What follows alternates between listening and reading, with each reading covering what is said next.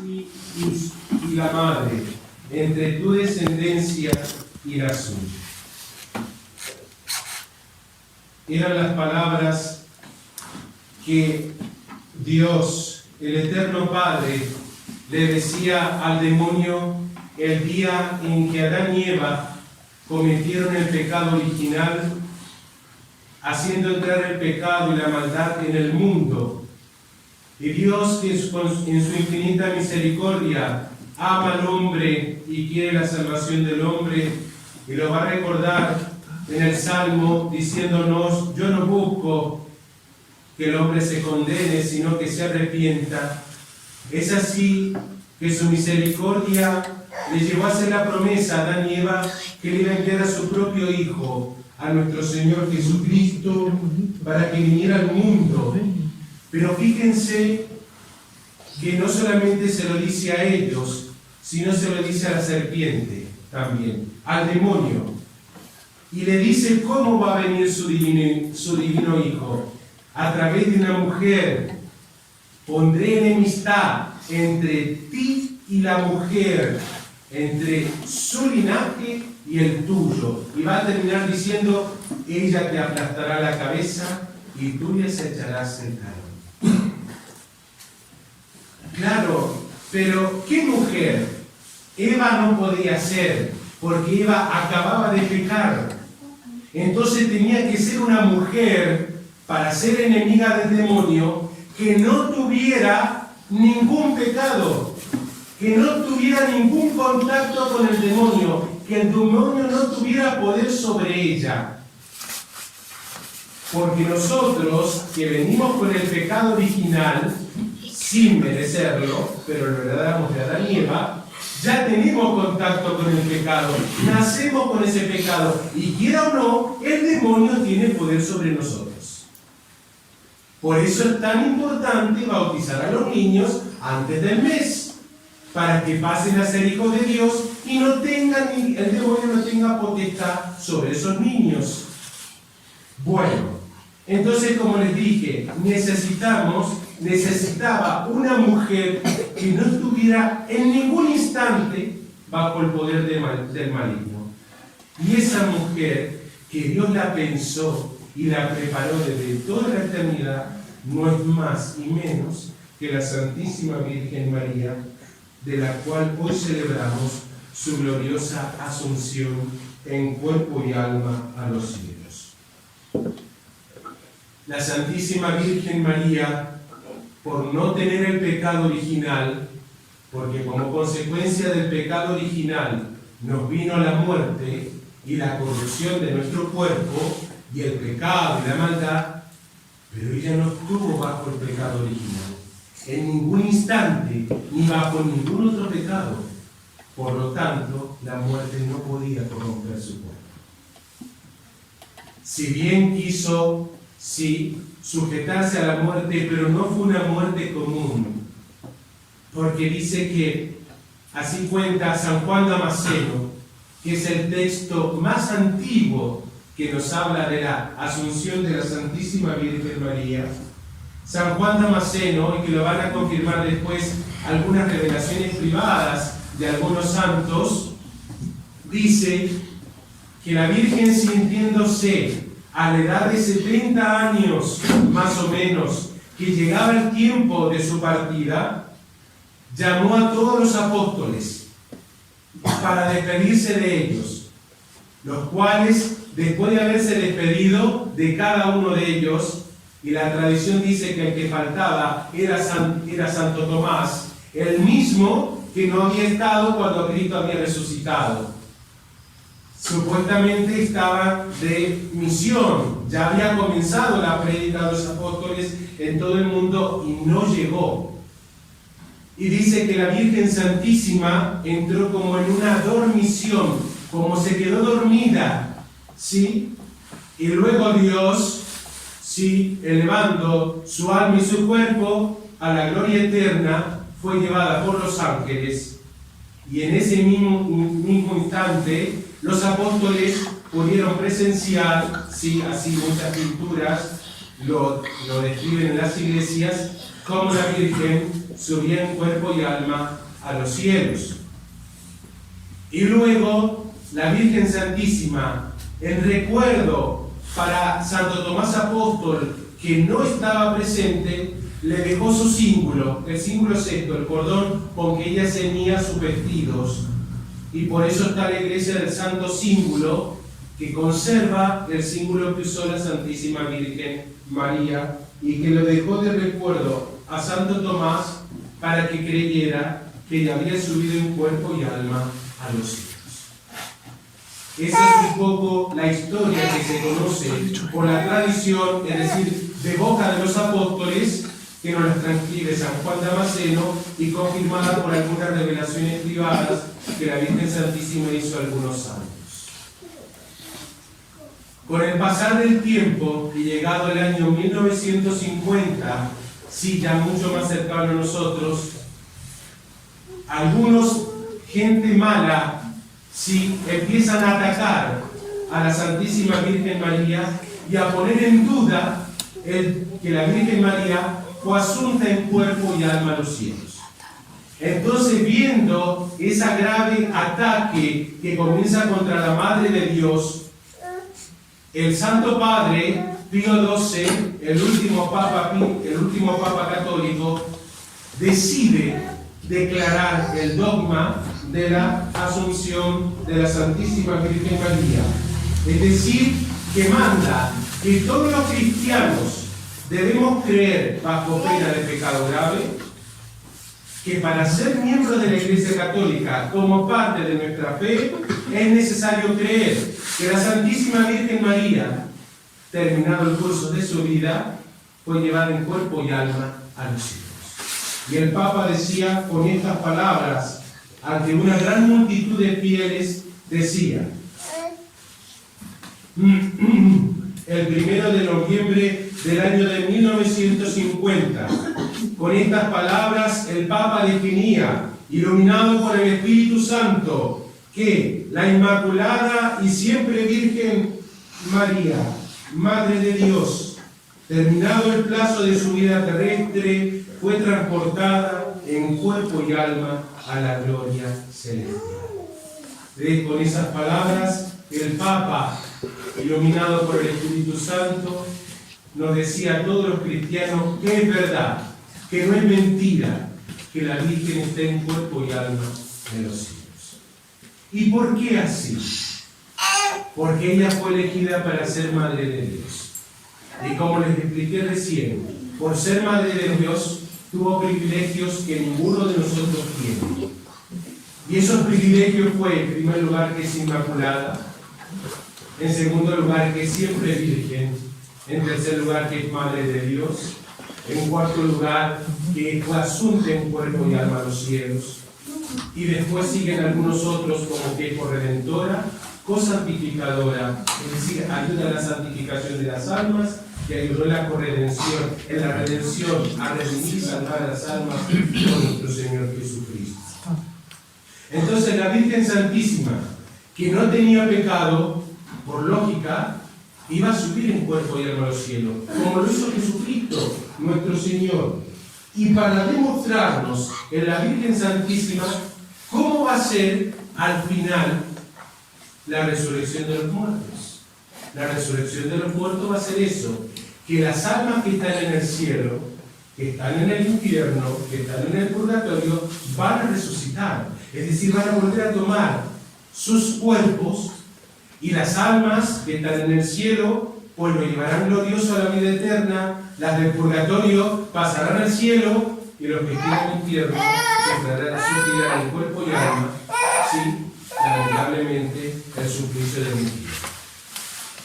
Pero eso es la gloria, es disfrutar de la felicidad que no tiene fin junto a nuestro Señor Jesucristo, que es la felicidad en cuerpo y alma. Y la primera de todos los elegidos que van a participar de la gloria celestial es la Santísima Virgen. Y por lo tanto, ya está en cuerpo y alma en los cielos. Esa es la fiesta que hoy celebramos. Y por eso sean bendecidos hierbas aromáticas y frutas las cuales ustedes, finalizada la Santa Misa, se podrán llevar a sus casas, ¿sí? Las frutas en primer lugar para los niños, y si sobra para los grandes. Pero los niños en primer lugar llevarán sus frutas, ¿sí? Y las hierbas aromáticas, pues hay bastante, así que alcanzan para que se lleven todos a sus casas. ¿Por qué se bendice ello? Por la siguiente razón. Estas hierbas despiden aroma rico, aroma exquisito. Antiguamente no habían aromatizantes de ambiente y se utilizaban hierbas aromáticas para aromatizar un lugar. Bueno, las hierbas aromáticas significan la vida de la Virgen María. Que la Virgen María en su vida despidió el buen olor de Cristo. ¿Y qué es el buen olor de Cristo? Son todas las virtudes, son todas las gracias, los privilegios que la Virgen tuvo en su vida. Y que con eso le hicieron una perfecta discípula, seguidora e imitadora de nuestro Señor Jesucristo. Entonces ustedes cuando lleven estas hierbas, que después se van a secar, pero van a seguir transmitiendo su aroma, recuerden que ustedes también deben tener el buen olor de Cristo. Con sus vidas, con su ejemplo, tienen que transmitir a Cristo a los demás. Y los frutos o frutas, ¿para qué? Recuerdan lo siguiente, que la vida de la Virgen dio buenos frutos. Y también nosotros tenemos que dar buenos frutos para llegar a la vida eterna. Y que ella llevó en su vientre el fruto bendito. ¿Quién es ese fruto bendito? Nuestro Señor Jesucristo. Entonces cuando ustedes ahora vayan a sus casas con las frutas, con las hierbas aromáticas, les recuerde a la Santísima Virgen María y a nuestro Señor Jesucristo. ¿Qué deben hacer con las hierbas aromáticas y las frutas? Con las frutas comerlas. Obviamente la cáscara, como está bendita, la cáscara se tira en un lugar donde no vayan a pisar, ¿sí? Se entierran en un lugar donde no vayan a pisar, porque va a estar bendito. Las semillas y las cáscaras no lo tiren al tacho de basura. Lo explico porque si no, no sabe qué hacer. ¿Qué se hace con las hierbas aromáticas? Se ponen en bolsitas, como viene acá una familia en bolsitas ya preparadas, ¿sí? O detrás de las puertas, en la ventana, en la habitación. ¿Para qué? Para que los defienda, que lo que el sacerdote ha rezado, de la bendición de cualquier peste, de la presencia del demonio, de cualquier clase de veneno, de cualquier clase de mal. Estas hierbas aromáticas que representan las virtudes, la vida y a la Virgen Santísima, les defiendan de cualquier clase de mal. ¿Pueden usar para el mate? Sí, pueden usar. Pero esa hierba que usaron con estas yuyitos o hierbas aromáticas, no la tiren al tacho de basura. La tiran en una plantita porque han usado algo que está bendito. Pero les pueden dar su uso. Entonces, cada vez que lo usen, que les recuerde a la Santísima Virgen María.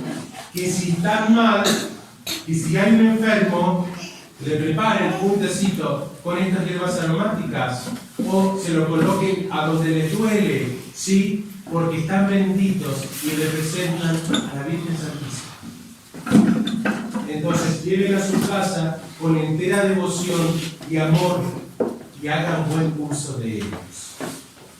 Entonces, que la Santísima Virgen María, que nos da todos los benditos frutos, ¿sí? Que vienen de las manos de Dios, que también van a simbolizar las gracias, hoy en forma de bendición en el día de su Asunción, dice que la Virgen derrama las mismas gracias que derramó ese día. Entonces, que las gracias que derramó sobre los apóstoles, las derrame también sobre nosotros. Y que nos ayude a recordar que un día tenemos que partir también, que acá no estamos, sí, para siempre, sino que nos tenemos que ir, y que nos podemos ir en cualquier momento, y que por lo tanto, si no está antes de lo que nosotros teníamos planeado, tenemos que enojarnos con Dios, no. tenemos que aceptar, porque es la voluntad de Dios. Nosotros no somos dueños de la vida. El dueño de la vida es nuestro Señor. Lo único que sí tenemos que pedir es morir en gracia de Dios. Es morir con los pecados perdonados, arrepentidos, para que podamos un día ver a la Virgen cara a cara y gozar de ella. Y que ese perfume que hoy aromatiza la iglesia, como el incienso y las hierbas aromáticas, si un día puede hacer nosotros dar ese perfume de nuestras buenas obras, de las virtudes que nos alcancen en la vida eterna. No se olviden que tenemos que un día de partir. Entonces hoy es un día para mirar hacia el cielo. Así deben haber hecho los apóstoles, mirar hacia el cielo. No nos tenemos que olvidar nunca que Dios nos ha hecho para el cielo. Ahí tenemos que llegar. Cada día que nos levantamos, cada día que nos acostamos, al cielo tengo que llegar, Señor, cuando tú lo quieras, como tú lo quieras, y en el momento que tú lo quieras, pero que llegue al cielo. No importa el modo, que llegue al cielo. Esa gracia le pedimos hoy a la Virgen bendita, llegar un día al cielo y cantarle un himno de alabanza en su presencia, agradeciéndole por todos los beneficios que nos concede. Es la Virgen la que siempre intercede por nosotros. Y con esto termino. Si bien lo dejan claro, como siempre les cuento alguna historia de San Alfonso María de Ligorio, es ella la que siempre intercede y la que es escuchada por su divino Hijo. Entonces, acudamos a ella y recémosle las 3 Ave Marías, acordémonos de ellas con el Santo Rosario, con los 7 dolores, con el tributo de María, con la oración que ustedes más quieran. Pero hay una oración a la Virgen que es de capital importancia que debemos de tener todos. Las 3 Ave Marías, el Santo Rosario. Ella diría los 7 dolores. Porque ella jamás, dice que jamás pudo olvidarse todos los sufrimientos de su Hijo. Ella es la creadora del Vía Crucis. Cuando vivió con San Juan en Éfeso, ella hizo el primer Vía Crucis. Dice que iba recorriendo un camino recordando lo que Cristo murió. Y que la alegría de la resurrección jamás pudo mitigar, en parte lo mitigó, pero no completo, el dolor que ella sufrió en la pasión. Ese dolor era pensamiento. Entonces, ¿cómo no recordar todos los días a la Virgen con las 3 Ave Marías? ¿Cómo no recordarlo con sus 7 dolores, con su rosario? Si ella no se olvidó ni siquiera un instante de nosotros mientras acompañaba a su Hijo en la cruz y mientras lo ofrecía ella misma al Eterno Padre por nosotros, que en ese momento aplastaba la cabeza del demonio. Y en ese momento el demonio era vencido y Cristo nos salvaba, ¿sí? Y la Virgen ayudaba a esa salvación habiendo ofrecido a su propio Hijo. Entonces, ¿cómo no recordarlo todo esto? La Virgen Santísima les bendiga en este día tan especial, especialmente aquellos que hoy cumplen años. Hoy es el día de la Virgen, hoy es el día de la que se llama Navidad, porque hoy es la fiesta más importante, junto con la Inmaculada Concepción, de la Santísima Virgen. Es como la Pascua de la Virgen. Entonces, felicidades a los que cumplen años de hoy, en el nombre de María, y hagan pues entonces obra de ese bendito amor. Ave María Purísima.